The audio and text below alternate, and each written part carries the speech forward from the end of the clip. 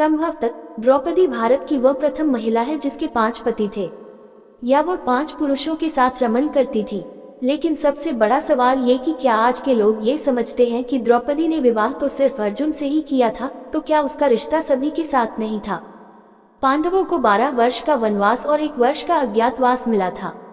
इस दौरान 5 पांडव एक कुम्हार के घर में रहा करते थे और भिक्षाटन के माध्यम से अपना जीवन यापन करते थे। ऐसे में भिक्षाटन के दौरान उन्हें द्रौपदी के स्वयंवर की सूचना मिली। एक यंत्र में बड़ी सी मछली घूम रही थी, उसकी आंख में तीर मारना था और वह भी तेलपात्र में उसकी परछाई देखकर। ये भी कि एक नहीं, पूरे 5 तीर मारना थे। अर्जुन ने ये प्रतियोगिता जीत ली। तब जरासंध, शल्य, शिशुपाल तथा दुर्योधन, दुशासन आदि कौरव भी उपस्थित थे। उस दौरान बहुत विवाद हुआ क्योंकि 5 पांडव ब्राह्मण वेश धारण कर पहुंचे थे। लेकिन श्री कृष्ण के दखल से आखिर द्रौपदी का विवाह हो गया। 5 पांडवों से उसका विवाह कैसे हुआ या 5 पांडवों की वह पत्नी कैसे बन गई, यह बहुत लंबा किस्सा है। कहते हैं कि द्रौपदी अपने पिछले जन्म में बहुत सुंदर युवती थी। सर्वगुण संपन्न होने के कारण उसे योग्य वर नहीं मिल रहा था, इसलिए उसने भगवान शंकर की तपस्या की और तब शंकर जी प्रकट हुए। उस समय द्रौपदी ने हड़बड़ाहट में 5 बार वर मांगे, इसलिए उसे शिवजी के वरदान के कारण इस जन्म में 5 पति प्राप्त हुए। जब भगवान शिव ने द्रौपदी को 5 पति प्राप्त होने का वरदान दिया था, तब वह भी ये जानते थे कि उसे अपने 5 पतियों के साथ पत्नी धर्म निभाने में समस्या होगी। इसीलिए उन्होंने द्रौपदी को ये वरदान भी दिया कि वह प्रतिदिन कन्या भाव यानी कौमार्य को प्राप्त कर लेगी। इसलिए द्रौपदी अपने 5 पतियों को कन्या भाव में ही प्राप्त हुई थी।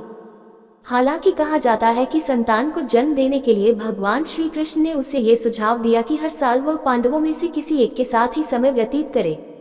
साथ ही जिस समय वह अपने कक्ष में किसी एक पांडव के साथ हो तो उनके कक्ष में कोई और पांडव प्रवेश न करे। यदि कोई पांडव ऐसा गलती से भी कर लेता है तो उसे 1 वर्ष का देश निकाला भुगतना होगा।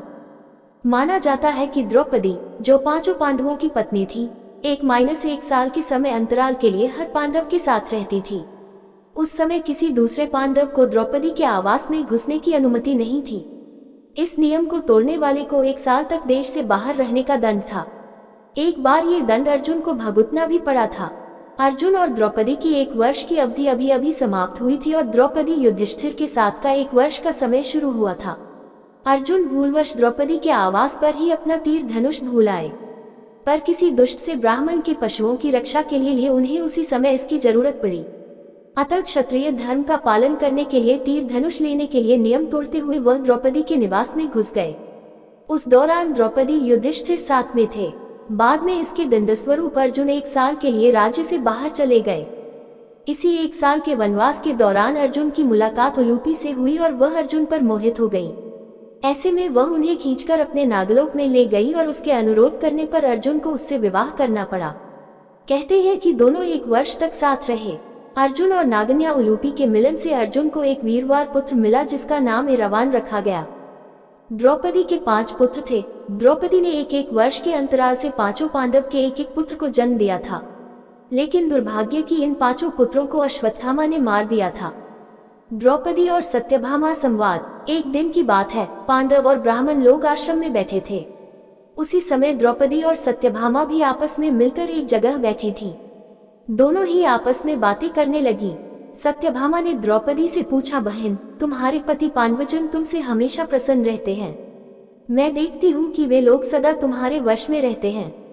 तुम मुझे भी ऐसा कुछ बताओ कि मेरे श्याम सुंदर भी मेरे वश में रहें। तब द्रौपदी बोली, सत्यभामा, ये तुम मुझसे कैसी दुराचारिणी स्त्रियों के बारे में पूछ रही हो? जब पति को यह मालूम हो तो वह अपनी पत्नी के वश में नहीं हो सकता।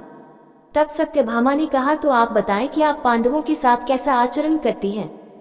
उचित प्रश्न जानकर तब द्रौपदी बोली, सुनो, मैं अहंकार और काम क्रोध को छोड़कर बड़ी ही सावधानी से सब पांडवों की स्त्रियों सहित सेवा करती हूँ। मैं ईर्ष्या से दूर रहती हूँ, मन को काबू में रखकर कटु भाषण से दूर रहती हूँ, किसी के भी समक्ष असभ्यता से खड़ी नहीं होती हूँ, बुरी बातें नहीं करती हूँ और बुरी जगह पर नहीं बैठती। पति के अभिप्राय को पूर्ण संकेत समझकर अनुसरण करती हूँ।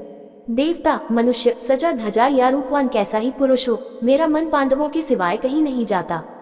उनके स्नान किए बिना मैं स्नान नहीं करती, उनके बैठे बिना स्वयं नहीं बैठती। जब जब मेरे पति घर में आते हैं, मैं घर साफ रखती हूँ, समय पर भोजन कराती हूँ, सदा सावधान रहती हूँ। घर में गुप्त रूप से अनाज हमेशा रखती हूँ। मैं दरवाजे के बाहर जाकर खड़ी नहीं होती हूँ। पतिदेव के बिना अकेले रहना मुझे पसंद नहीं। साथ ही सास ने मुझे जो धर्म बताए हैं मैं सभी का पालन करती हूँ। सदा धर्म की शरण में रहती हूँ।